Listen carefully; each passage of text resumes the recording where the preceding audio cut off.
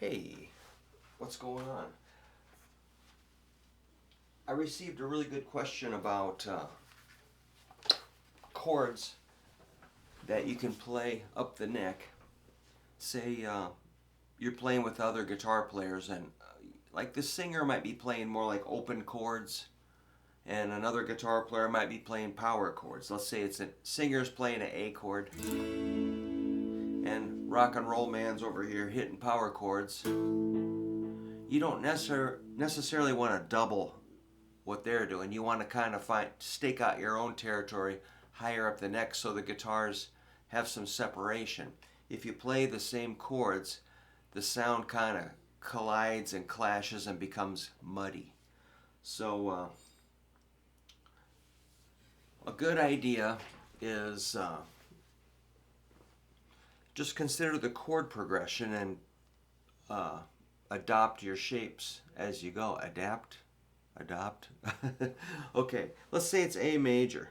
Let's get used to this one. This is a 6-5-5.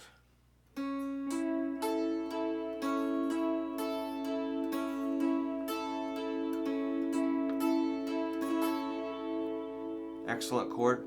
Let's make it A major 7. I'm just going to give you some options to think about. A major 7 will be a 6-5-4.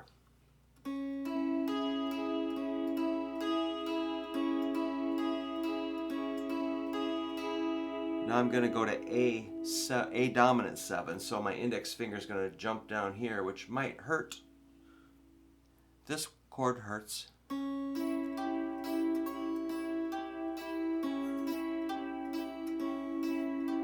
So let's review that. A major 7, A dominant 7. Now we'll go to D major, which is 7-7-5. So again, A major 7, A7, D major. And remember, you don't have to scrub the chords. A lot of times people are like they're sawing a log. It's like, whoa, back up. Just pick the notes. It sounds a lot more kind of pretty.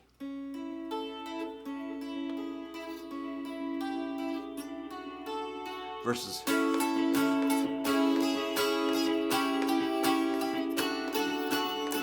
like, oh, you're killing me.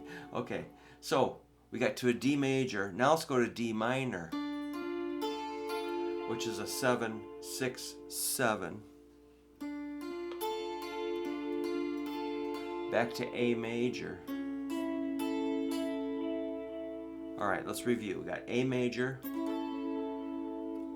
7, A dominant 7 or A7, D major, D minor, A major. Now we're going to go to F sharp 7,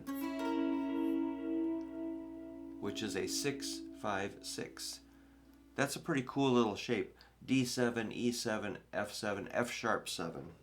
So let's check the chord progression again. We got A major 7, A7, D major, D minor, A major, F sharp 7,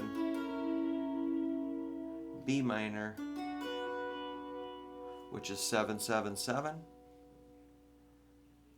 Now we'll go to E7, which is 7-9-7. Barring here. And an A major 7 up here.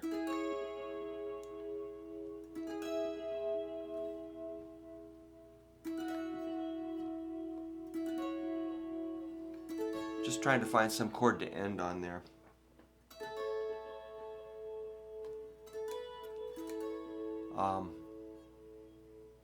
The verdict is out on, or the jury's still out on that one. You could simply land on an A major. I was just trying to add some flavor to it. So the chord progression is A major 7, A dominant 7, D major, D minor, A major, F sharp 7, B minor, E7, A major, what do I want here? A major 9 would be like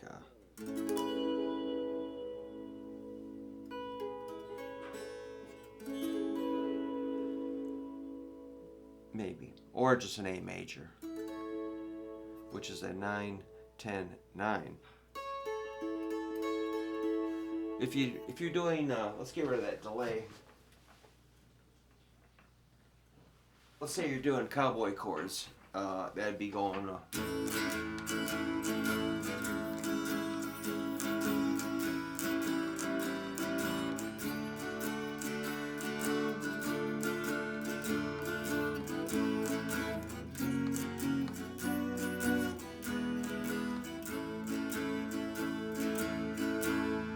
Sounds like a typical scrubber tune, you know. We always make fun of the strummers. That's not nice. They probably make more money, okay? But, okay, so those are some little chord shapes. And that's just on the 3 skinny strings. You can go in one set, first, second, third string. You could do a whole set of those on second, third, fourth string. And a whole new set on third, fourth, and fifth strings. And a whole series of those on fourth, fifth, and sixth strings. So we're only doing the outer edge of the possibilities. But that outer edge does have that nice, a lot of high frequency information. We're not colliding with the other guitars, making it muddy. Because if you're doubling the cowboy chord or the power chord or bar chord, it can sound thick, but maybe too thick, and especially if you're not strumming together, if your strum patterns disagree, it's going to sound pretty confusing and hard for the listener to kind of tell what's happening. It's just going to kind of be a big mud pie, So these little chords on top really slice through. They're kind of like, they just sort of float on top of all that muddy stuff, and they just sort of have that clarity, and I love that. And so I use those in my Surf Zombie songs all the time. Ian will play lower chords and I'll play higher things, and I'll pick the notes individually, rarely strumming those higher chords, more like turning them into riffs, So if you're working off, you can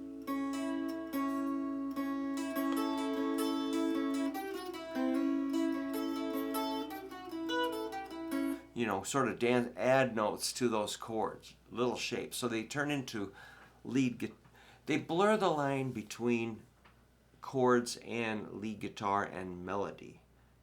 And I use them like way all the time. And they're just very, very useful. And you sound like you're in key, but you're playing something kind of sparkly and high, and it just sounds pretty nice. So let me know if you like this, and we can explore more chords. So we did get a chance to do major 7, dominant 7, minor chords. And those are your kind of top flavors of chords.